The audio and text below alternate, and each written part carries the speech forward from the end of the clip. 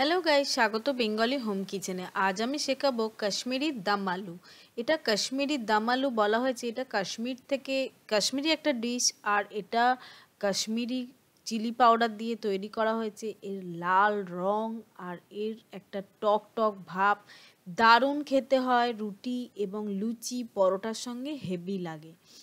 আর এই ছোট আলু দিয়ে এইটার টেস্ট আরও বাড়িয়ে দেয়। চলুন শিখে নিই কী করে করতে হয়। আমি এই কাশ্মীরি দাম আলুর জন্য ছোট আলু নিয়েছি। ছোট আলুটাকে প্রেসারে জল দিয়ে 5 থেকে 6টা সিটি দিয়েছি।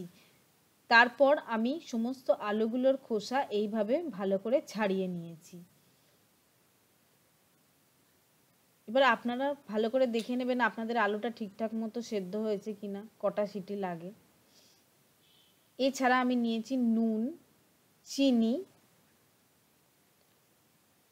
আদা বাটা, সর্ষের তেল, ধনেপাতা কুচো, জিরে, গোটা জিরে, হিং,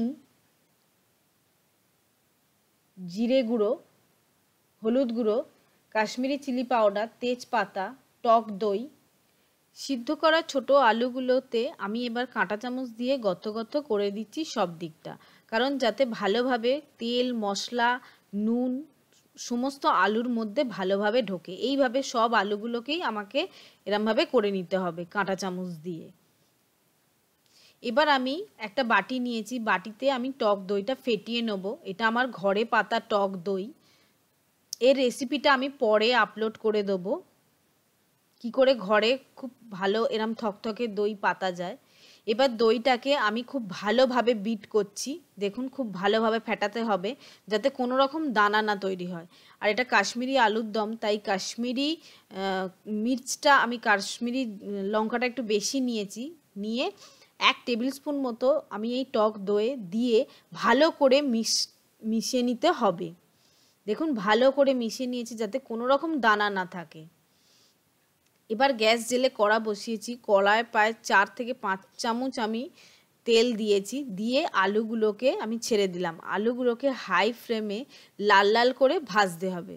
হাই ফ্লেমে না হলেও একটু মিডিয়াম ফ্লেমে লাল লাল করে ভাজবেন। দেখুন, আমার আলুগুলো লাল লাল করে ভাজা হয়ে গেছে। এবার আমি একটি পাত্রে তুলে নিচ্ছি, একটি থালায় তুলে নিচ্ছি। আলুগুলো আমার তোলা হয়ে গেছে। এবার আমি তেলটা কমিয়ে নিচ্ছি। 1 টেবিল স্পুন মতো আমি তেল নিয়েছি। গ্যাসটা কমিয়ে নিয়েছি আমি এই সময়। এবার গোটা জিরে আর তেজপাতাটা ফোড়ন দিলাম। দিয়ে হিং, হলুদ গুঁড়ো আর বাদবাকি কাশ্মীরি চিলি পাউডারটা দিয়ে অল্প নাড়াচাড়া করার পর এবার আমরা আদা বাটাটা দিয়ে দিচ্ছি। আদা বাটা দিয়ে একটু নাড়াচাড়া করলাম, করে ফেটানো টক দইটা দিয়ে ভালো করে মিক্সড করতে হবে। এবার তেল বেরোনো অবধি এটা রান্নাটা করতে হবে। ভালো করে মিক্সড করবেন যাতে না কোনো দানা থাকে। দেখুন, আমাদের 1 থেকে 2 মিনিট রান্নাটা করার পর তেল বেরিয়ে গেছে। এবার তেল বেরোনোর পর আমি 1 কাপ মতো জল দিলাম। আমি ওই দইয়ের বাটিটা ধুয়েই জলটা দিলাম। দিয়ে ভালো করে মিক্সড করে গ্যাস বাড়িয়ে ফুট আসা অবধি অপেক্ষা করতে হবে। এটা ফুটতে শুরু করেছে, দেখুন খুব সুন্দরভাবে ফুটতে শুরু করেছে। এবার আমি 1 টিস্পুন মতো গরম মশলা দিলাম।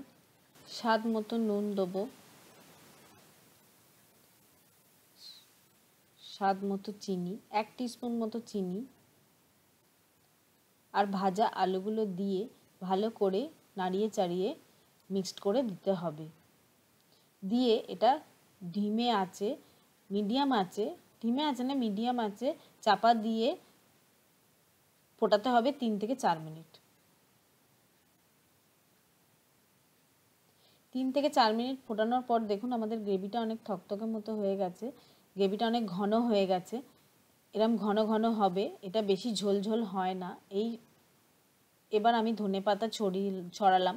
ধনেপাতা আপনারা পছন্দ না করলে দেবেন না। ধনেপাতা 3 টেবিল স্পুন মতো আমি ধনেপাতা দিয়ে নাড়িয়ে চাড়িয়ে গ্যাসটা বন্ধ করে দিলাম। দিয়ে 15 থেকে 20 মিনিট বাদে আমি এটা পরিবেশন করব। এটা দারুণ খেতে হয়। বাড়িতে ট্রাই করবেন, ট্রাই করে আমাকে অবশ্যই জানাবেন। আর আমার ভিডিও যদি ভালো লেগে থাকে তাহলে শেয়ার করুন, লাইক করুন, কমেন্টস করুন। টাটা বন্ধুরা।